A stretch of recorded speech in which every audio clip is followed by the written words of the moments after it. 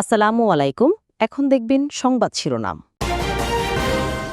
খালেদা জিয়ার শারীরিক অবস্থা স্থিতিশীল। আজ ঢাকায় আসছে চিকিৎসকদের মূল দল।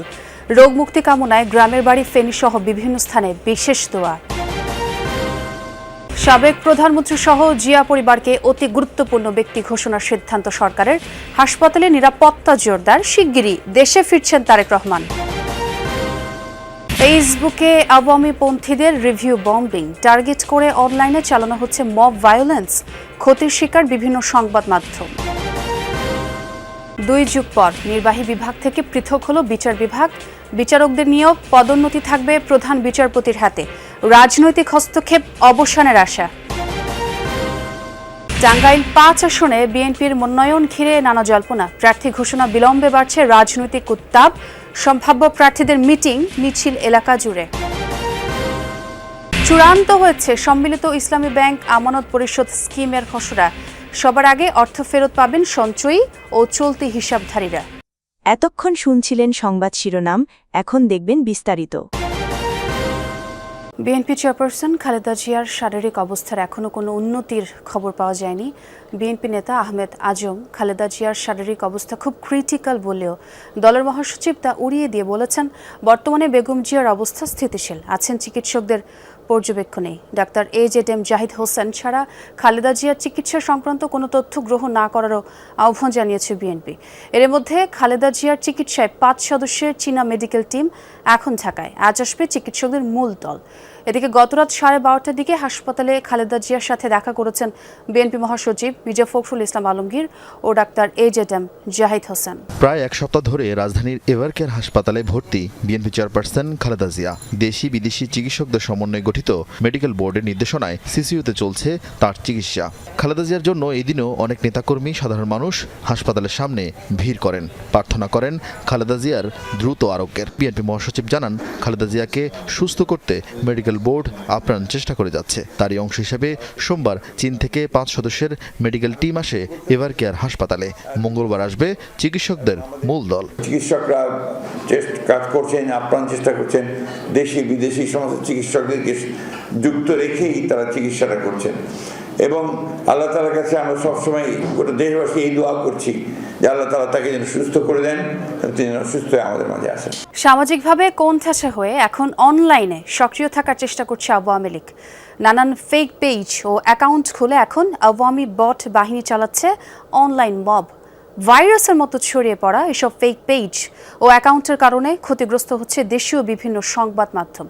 কিভাবে অনলাইনে জেগে থাকার প্রচেষ্টায় আওয়ামী লীগ, কিভাবেই বা পরিচালিত হচ্ছে এসব পেজ? রাজপথে ক্ষণিকের ঝটিকা মহড়া, কর্মফলে নির্বাসিত জীবন আর মুখ লুকিয়ে স্লোগান, এই হচ্ছে বর্তমানে আওয়ামী লীগের সামাজিক ও রাজনৈতিক অবস্থান। সশরীরে জনগণের মুখোমুখি হওয়ার সুযোগ হারিয়েছে দলটি, তাই এখন মুখ লুকিয়ে অনলাইনে চলছে গুপ্ত হামলা বা অপারেশন অনলাইন মব। কি এই অনলাইন মব? তা জানতে গেলে নজর দিতে হবে দেশীয় রিউমার স্ক্যানার ডিসমিস ল্যাবের একটি প্রতিবেদনে। 30 নভেম্বর প্রকাশিত এই প্রতিবেদনে বিশ্লেষণ করা হয়েছে আওয়ামীপন্থী প্রায় 1000 ফেক পেজ এবং অ্যাকাউন্টের রহস্যজনক কার্যক্রম। আওয়ামী লীগ বিরোধী যে কোনো সংবাদ বা সোশ্যাল পোস্ট পেলেই এসব অ্যাকাউন্ট থেকে একযোগে আক্রমণ করা হচ্ছে। এমন কয়েক হাজার অ্যাকাউন্টের মধ্যে এবার একটি অ্যাকাউন্টের অ্যাক্টিভিটি দেখা যাক। ডিসমিস ল্যাবের ফেসবুক পেজের রিভিউ অপশনে অপতথ্য এবং প্রোপাগান্ডা ছড়ানোর অভিযোগ করেছে এই অ্যাকাউন্টটি। এবারে এর ভেতরে ঢোকা যাক। অ্যাকাউন্টের শুরু থেকেই উগ্র আওয়ামীপন্থী মনোভাব স্পষ্ট এবং একই সঙ্গে এটি যে কোনো ব্যক্তিগত অ্যাকাউন্ট নয় সেটিও বোঝা যাচ্ছে। এমন আরও হাজারো ফেসবুক পেজ এবং অ্যাকাউন্টের খোঁজ পেয়েছে ডিসমিস ল্যাব, যেগুলো ডিজিটাল মব চালাচ্ছে দেশীয় মিডিয়া এবং বিভিন্ন অ্যাকাউন্টে। 25 বছর পর নির্বাহী বিভাগ থেকে পুরোপুরি পৃথক হলো বিচার বিভাগ। পৃথক সুপ্রিম কোর্ট সচিবালয় অধ্যাদেশ 2025 জারির মাধ্যমে মন্ত্রণালয়ের শাসন থেকে বিচার বিভাগ মুক্তি পেয়েছে বলে জানান আইনজীবীরা।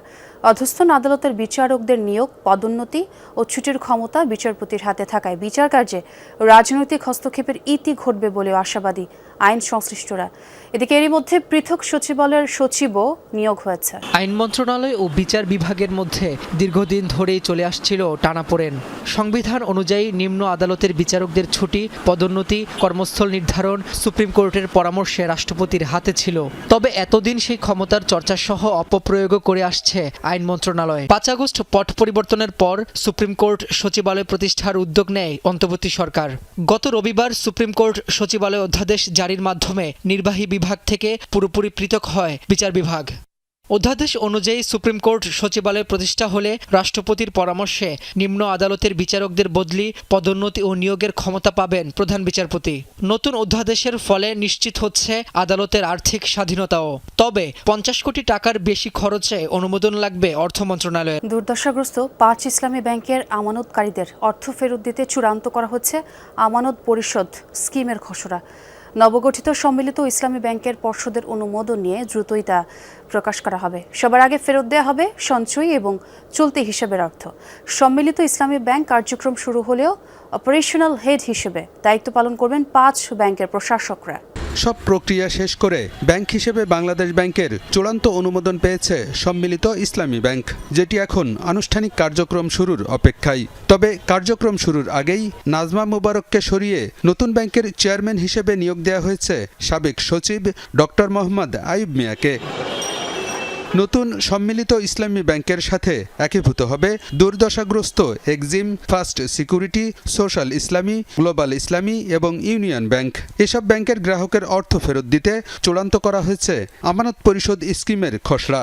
প্রথম ধাপে ফেরত দেওয়া হবে সঞ্চয়ী আমানত এবং চলতি হিসাবের অর্থ। পর্যায়ক্রমে মেয়াদি আমানত সহ অন্যান্য অর্থ ফেরতের কর্মপরিকল্পনারও ঘোষণা থাকবে স্কিমে। টাঙ্গাইল 5 অর্থাৎ সদর আসনে এখনও মনোনয়ন ঘোষণাই করেনি বিএনপি। কেন্দ্রীয় প্রচার সম্পাদক সুলতান সালাউদ্দিন টুকু নাকি জেলা সেক্রেটারি ফরহাদ ইকবাল, কার হাতে উঠবে ধানের শীষ প্রতীক তা নিয়ে চলছে নানা আলোচনা। প্রার্থী ঘোষণা বিলম্বে রাজনৈতিক উত্তাপ বেড়েছে। নিয়মিত চলছে মিটিং মিছিল। টাঙ্গাইলের মোট 8 আসনের 7টিতেই মনোনয়ন দিয়েছে বিএনপি। দেয়নি শুধু সদরে। মনোনয়ন স্থগিত রাখায় চলছে নানা জল্পনা কল্পনা। প্রত্যাশী প্রার্থীদের নিয়মিত মিছিল সমাবেশে সরগরম টাঙ্গাইল 5 আসনের রাজপথ। সদরের সবচেয়ে বেশি আলোচিত বিএনপির কেন্দ্রীয় প্রচার সম্পাদক সুলতান সালাউদ্দিন টুকু ও জেলা বিএনপির সাধারণ সম্পাদক অ্যাডভোকেট ফরহাদ ইকবাল। রাজনীতিতে দুজনই সক্রিয়। মনোনয়ন বিলম্বে সাধারণ মানুষের মধ্যে দেখা দিয়েছে আগ্রহ ও প্রশ্ন, কে পাবেন মনোনয়ন, জেলা নাকি কেন্দ্রীয় নেতা? আবারও সামরিক পোশাকে দেখা গেল রাশিয়ার প্রেসিডেন্ট ভ্লাদিমির পুতিনকে। সে ভিডিও প্রকাশ করেছে মস্কো। উচ্চপদস্থ সামরিক কর্মকর্তা সহ দেশটির ফ্রন্ট লাইনের গোপন এক কমান্ড সেন্টার পরিদর্শন করেন তিনি। এ সময় যুদ্ধকালীন পরিস্থিতি নিয়ে তাকে ব্রিফ করেন সেনাপ্রধান জেনারেল ভ্যালেরি গেরাসিমভ। পরে কমান্ড সেন্টারে বসে বিভিন্ন নির্দেশনা দেন রুশ প্রেসিডেন্ট। এ সময় ইউক্রেনের পোক্রোভস্ক সম্পূর্ণ দখলে নেয় রুশ সেনাদের প্রশংসা করেন ভ্লাদিমির পুতিন। এর আগেও বিভিন্ন সময়ে সামরিক পোশাকে মহড়া কিংবা কমান্ড সেন্টার পরিদর্শন করেছেন তিনি।